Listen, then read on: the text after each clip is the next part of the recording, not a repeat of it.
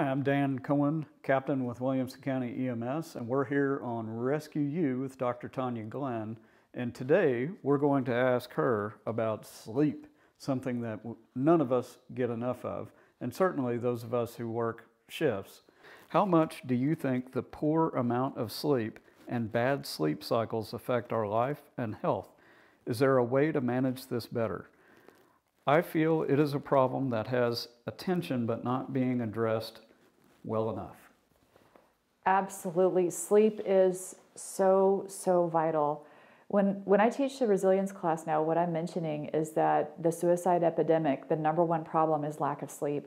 So when you don't sleep enough and when you don't sleep well, your mental health suffers, right? We're looking at depression, we're looking at increased anxiety, we're looking at suicidal ideation. If we push you hard enough, you'll have a psychotic break.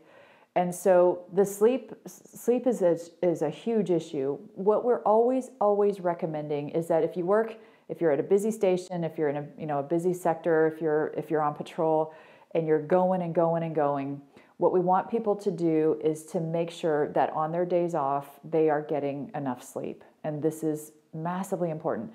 The population I worry about the most are paramedics who work and firefighters who work 24-hour shifts in busy stations, who have toddlers at home and who have second jobs. When do you possibly sleep? And you guys, sleep is so important for your mental and physical health. Think of sleep, okay, when you tell your computer when you are sleeping, when you're away from your computer, and you tell it to run the virus scan, and you tell it to download the updates, and you tell it to do all the stuff that really slows it down, that's what sleep is for your brain. And so not getting enough sleep really impacts your overall health so significantly. I agree. EMS has been we're just going to tough it out, and we're going to suck it up, we're just going to do it, we're going to live these dysfunctional lives and rock and roll. And I think we're aging enough to where we're realizing that's a really bad idea. And so giving people respite and time to really unplug and get good quality sleep is super important. And do you have any hints for people that do have the EMS work and the second job and the toddler at home? I was lucky I had all of those things except the toddler at home. So when I got home, I could make it quiet and go to sleep. What are some things that those folks can do? So I think the biggest thing is to have a plan and have a schedule. So maybe your kids are in daycare, or there's the other parents watching them. Your first day off, you need to take a nap. If you work in EMS or fire, you need to take a nap on your first day off. Declutter your room, stay on the same schedule, go to bed and get up at the same time every day.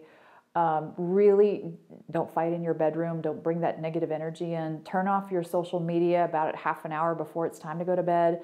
Make sleep something where you are so consistent that you train your brain and your body. Okay, it's this time of the evening, it's time to go to bed, and it's this time of the morning, it's time to get up. Don't ruin that pattern that your body's trying to habituate to, and really just keep it as consistent as you can. So I heard two magic words in there. One was training, and that's something that EMS and firefighters never do.